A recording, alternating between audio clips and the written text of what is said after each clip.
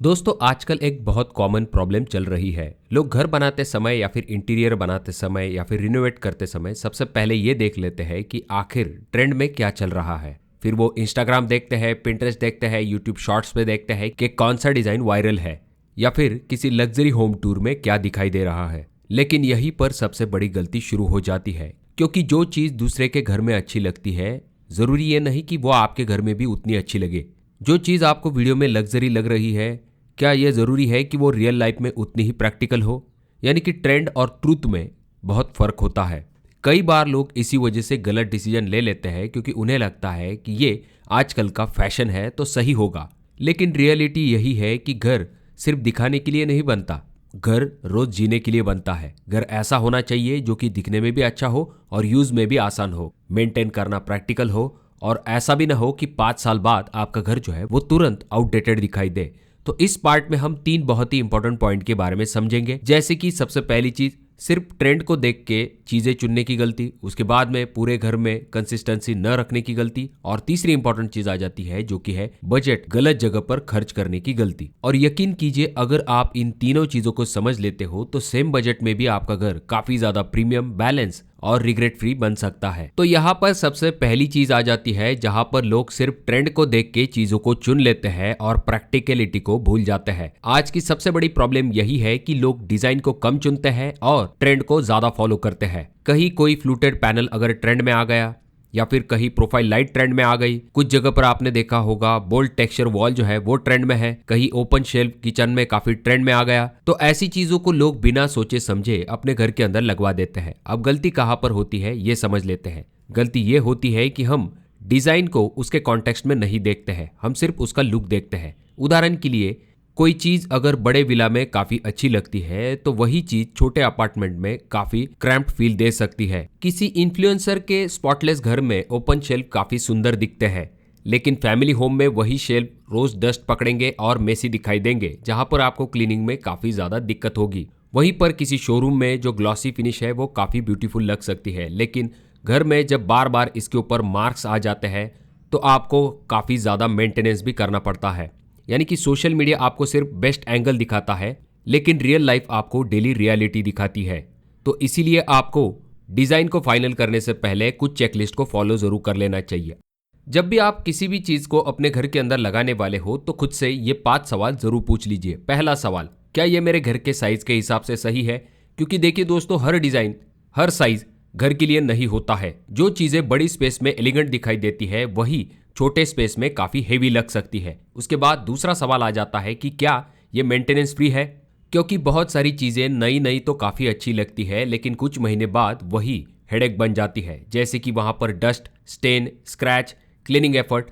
ऐसी चीजों के बारे में भी आपको पहले सोच लेना चाहिए। तीसरा इंपॉर्टेंट सवाल जो कि आपको खुद से जरूर पूछ लेना चाहिए वो ये कि क्या ये 5 साल के बाद भी अच्छा लगेगा? देखिए दोस्तों, ट्रेंड फास्ट बदलते हैं, लेकिन हर 2 साल में घर को रिनोवेट करना आसान नहीं होता है। तो इसीलिए ऐसी चीज चुनिए जो कि टाइमलेस फील दे। उसके बाद आता है चौथा सवाल, क्या ये फैमिली यूज के हिसाब से प्रैक्टिकल है? अगर घर में छोटे बच्चे हैं, एल्डर्स है, ज्यादा डेली यूज है, बल्कि आपको यूजेबिलिटी के तरफ भी ध्यान देना पड़ेगा। और पांचवा इंपॉर्टेंट सवाल यह आ जाता है कि क्या ये सिर्फ सोशल मीडिया पे अच्छा लग रहा है या फिर रियल लाइफ में भी अच्छा होगा? ये बहुत ही पावरफुल सवाल है। कई बार इसका आंसर होता है ये वीडियो में अच्छा है लेकिन मेरे घर के लिए नहीं। और ऑनेस्टली यही मैच्योर डिसीजन मेकिंग शुरू होती है। यहाँ पर याद रखने वाली बात यह है कि ट्रेंड को फॉलो करना गलती नहीं है, लेकिन ब्लाइंडली कॉपी करना गलती है। जो ट्रेंड है उनको आपको इंस्पिरेशन की तरह यूज करना है, फाइनल ट्रूथ की तरह यूज नहीं करना है। कमेंट करके ये जरूर बताइए कि आपने फिलहाल ऐसी कौन सी चीज ऑनलाइन देखी जो कि आपको बहुत ही अच्छी लगी, लेकिन रियल लाइफ में जब आपने उसे लगाया तो आपको उतनी प्रैक्टिकल नहीं लगी। उसके बाद अगला इंपॉर्टेंट पॉइंट आ जाता है जो कि है पूरे घर में कंसिस्टेंसी को न रखना। कई बार लोग ये सोचते हैं कि हमने कमरे में अच्छी चीज लगाई है तो हमारा घर जो है वो प्रीमियम लगेगा, लेकिन रियलिटी ये है कि प्रीमियम होम हमेशा सिर्फ अच्छी चीजों से नहीं बनता है। प्रीमियम होम बनता है कनेक्टेड प्लानिंग से। घर का एक रूम कुछ और बोल रहा है और दूसरा कुछ और तीसरा किसी और थीम में है, तो पीसेस अच्छे होने के बावजूद टुगेदर घर जो है वो इंप्रेसिव नहीं लगता है। एग्जाम्पल के साथ समझते हैं, टीवी यूनिट जो है वो काफी अल्ट्रा मॉडर्न है, वहीं पर जो कर्टन्स है वो वही पुराने ओल्ड स्टाइल में है। फॉल सीलिंग जो है वो हेवी डिजाइन वाली है, फ्लोरिंग जो है वो किसी और थीम के साथ है। अगर हम बात करते हैं स्विचेस की तो वो बेसिक है और बाथरूम की जो वाइब है वो पूरी तरह से अलग लग रही है। अब इंडिविजुअली इनमें से कुछ चीज़ें अच्छी हो सकती है, लेकिन जब हम एक साथ इन चीज़ों को देखते हैं तो हार्मोनी नहीं बनती है, और यही प्रॉब्लम है। घर एक्सपेंसिव तो लगता है लेकिन रिफाइन नहीं लगता है। तो कंसिस्टेंसी इतनी इंपॉर्टेंट क्यों होती है? क्योंकि हमारा mind naturally connected visual experience को पसंद करता है। जब कलर टोन्स मैच करते हैं, जब मटेरियल एक दूसरे को रिलेट करते हैं, जब रूम टू रूम ट्रांजिशन काफ़ी स्मूथ होता है, तब घर ज़्यादा प्रीमियम महसूस होता है। लग्जरी का मतलब सिर्फ यह नहीं होता है कि आपने एक्सपेंसिव मार्बल लगा लिया। लग्जरी का मतलब यह होता है कि हर हिस्सा एक प्लान्ड स्टोरी का पार्ट लगे। तो अब सवाल ये आ जाता है कि हमें क्या करना चाहिए। तो यहाँ पर सबसे पहली चीज़ आपको ओवरऑल थीम के बारे में सोचना चाहिए, चाहे वो मॉडर्न हो, मिनिमल हो, कंटेम्प्रेरी, अर्थी, क्लासिक, जो कोई भी डायरेक्शन है उसे आपको पहले क्लियर कर लेना चाहिए। उसके बाद दूसरी इंपॉर्टेंट चीज़, आपको कलर पैलेट जो है उसे फिक्स कर लेना चाहिए। पूरे घर में आपको 2 से लेकर 3 टोन्स को डिसाइड कर लेना चाहिए। ऐसा नहीं कि हॉल में अलग कलर टोन है, बाथरूम का आइडिया जो है वो पूरी तरह से अलग है, यानी कि उसकी आइडेंटिटी अलग है, किचन जो है वो तीसरी दुनिया में ही हो। इस तरह से नहीं होना चाहिए। कलर पैलेट एकदम फिक्स होना चाहिए।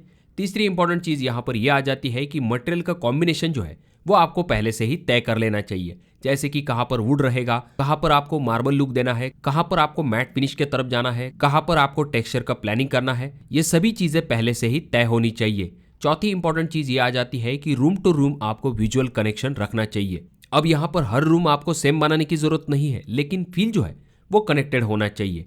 एग्जाम्पल के लिए आपका जो लिविंग रूम है वो अगर वार्म एलिगेंट फील दे रहा है, तो आपका बेडरूम जो है वो ultra loud, high gloss, futuristic feel में नहीं जाना चाहिए, जब तक आपने इंटेंशनली ऐसा न किया हो। यहाँ पर बहुत प्रैक्टिकल बात आ जाती है। कंसिस्टेंसी का मतलब बोरिंग रेपिटेशन नहीं होता है, बल्कि कंसिस्टेंसी का मतलब होता है बैलेंस। यानी कि हर जगह आपको एक जैसी चीज का इस्तेमाल नहीं करना है, लेकिन हर जगह पर आपको समझदारी भरा विजुअल रिलेशनशिप जरूर मेंटेन करना है। तो यकीन मानिए दोस्तों, भले ही आपको ये चीज शुरुआती वक्त में थोड़ी सी अलग लग रही होगी, पर यही डिफरेंस है जो कि नॉर्मल घर को थॉटफुली डिजाइन घर में तब्दील कर देता है। अब यहाँ पर एक सवाल आपसे भी, जब भी आप घर को प्रीमियम फील देना चाहते हो तो वहां पर सबसे ज्यादा रोल किस चीज का होता है? कलर पैलेट, लाइटिंग, फ्लोरिंग या फिर फर्नीचर की कंसिस्टेंसी? कमेंट करके जरूर बताइए। अब दोस्तों बात करते हैं नेक्स्ट पॉइंट के बारे में, जो कि है बजट को गलत जगह पर खर्च कर देना।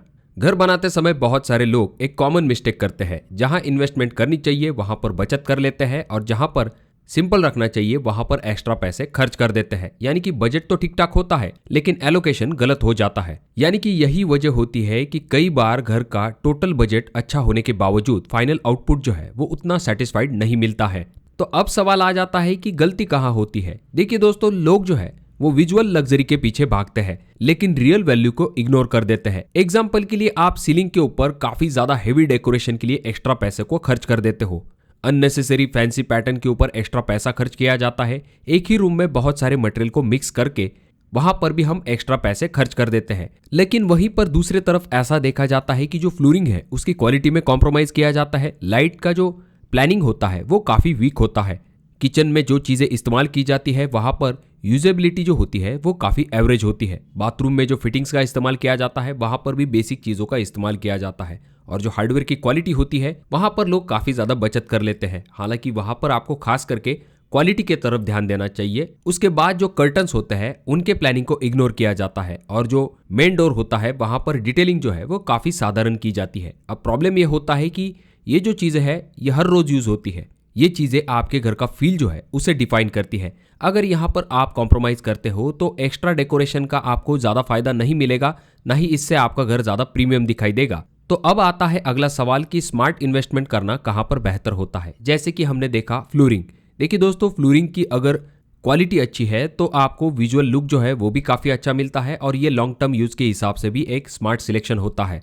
वहीं पर अगर हम मेन डोर के बारे में बात करते हैं तो एंट्री का जो इंप्रेशन होता है वो काफी मैटर करता है। तो इसीलिए वहां पर डोर्स, हैंडल्स, लॉक, फिनिश, इन सभी चीजों के तरफ आपको खास करके ध्यान देना चाहिए। उसके बाद अगली इंपॉर्टेंट चीज आ जाती है जो कि है लाइटिंग, जिसे कि बहुत सारे लोग नजरअंदाज कर देते हैं। भले ही आपका फर्नीचर जो है वो एवरेज अगर होता है, फिर भी वहां पर सही तरीके की लाइटिंग का इस्तेमाल किया जाता है तो ये काफी एक्सपेंसिव लगता है।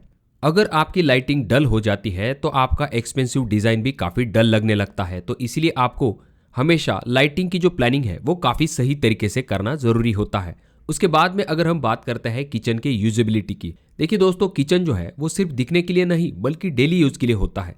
तो वहाँ पर लेआउट, एक्सेस, स्टोरेज, वर्कफ्लो, ये सभी चीज़ें काफ़ी इंपॉर्टेंट है, तो उसके तरफ आपको खास करके ध्यान देना चाहिए। उसके बाद अगर हम बात करते हैं बाथरूम फिटिंग्स की, तो आपके जो बाथरूम में फिटिंग्स आप इस्तेमाल करते हो उनका लॉन्ग टर्म कंफर्ट और मेंटेनेंस दोनों चीज़ों की तरफ आपको ध्यान देना चाहिए। उसके बाद अगर हम बात करते हैं वॉल फोकल एरियाज के बारे में, देखिए दोस्तों, हर वॉल के ऊपर आपको ज़्यादा पैसे खर्च करने की ज़रूरत नहीं है। ज़रूरत ये नहीं है कि आप हर वॉल को डेकोरेट करते रहोगे। कुछ वॉल जो है आप उन्हें प्लेन छोड़ सकते हो। अगर आप सिंपल अच्छे क्वालिटी का कलर करते हो तब भी आपकी वॉल जो है खूबसूरत दिखाई देगी। लेकिन एक दो की फोकल एरिया अगर आप अच्छे तरीके से बनाते हो तो आपकी ओवरऑल घर की जो वैल्यू है वो ऊपर जाती है। उसके बाद अगर हम बात करते हैं कर्टन प्लानिंग की, तो ये चीज़ छोटी लग सकती है, लेकिन इससे रूम के फिनिशिंग के ऊपर काफ़ी ज़्यादा इफेक्ट आता है। और जैसे कि मैंने आपको पहले भी कहा है कि जो हार्डवेयर की क्वालिटी होती है, जैसे कि हिंजेस, आपके हैंडल, चैनल, लॉक्स, स्विचेस, तो यहाँ पर आपको स्मार्ट सिलेक्शन करना काफ़ी ज़्यादा ज़रूरी होता है। यहाँ पर आपको क्वालिटी की तरफ ध्यान देना चाहिए, जिससे कि ऐसी चीज़ें पर लॉन्ग टर्म में भी आपको ज़्यादा मेंटेनेंस की दिक्कत ना हो। यहाँ पर सबसे ज़रूरी सीख ये है कि बजट का मतलब सिर्फ कितना पैसा है ये नहीं है, बल्कि बजट का मतलब ये है कि पैसा कहाँ पे लगाया जा रहा है। सही बजट एलोकेशन आपके घर को सुंदर भी बनाता है, फंक्शनल भी बनाता है और फ्यूचर के रिग्रेट से भी बचाता है।